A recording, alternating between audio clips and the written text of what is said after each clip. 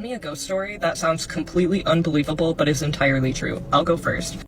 So my stitches don't work, but anyways, me and my sister, we grew up in a very haunted house.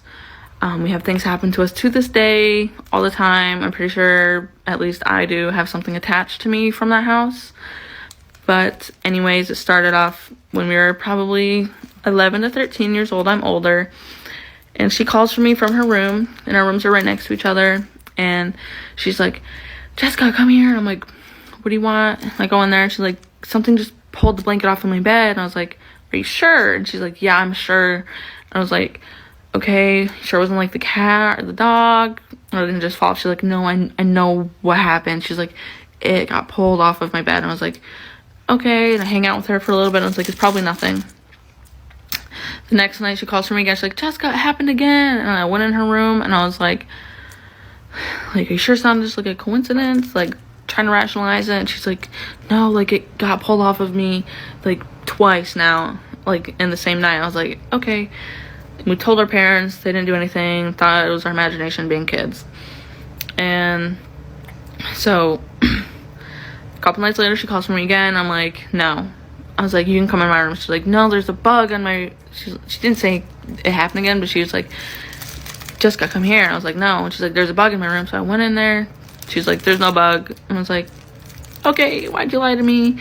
I was on the other side of the room, and I ran, jumped on her bed, and I was like, I'm freaking out, like, why'd you lie to me? And she's like, because I'm scared, I don't know what to do. And I was like, I don't either. Like, I think we should just ignore it. Don't give it any attention. And at this point, it did happen to me once or twice, but I held onto my blanket and didn't let it pull it off of me, and it stopped after a couple minutes. And I think to her, it was happening while she's asleep, and she was waking up to watching it get, like, pulled off the rest of the way to the floor. And after like a few more times of it happening, she calls me one night. She's like, Jessica, come here.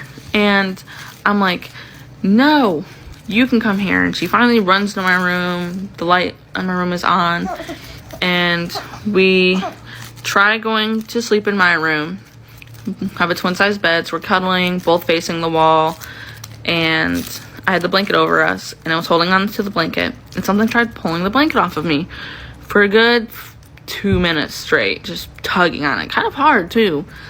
And it finally stopped, and after it stopped, like, I felt a hand press on my back, like, very firmly. I think maybe a little bit after that, a couple minutes, I told my sister, I was like, something just fucking touched me. And so we sat up and like, what do? We can't sleep like this. We're tired.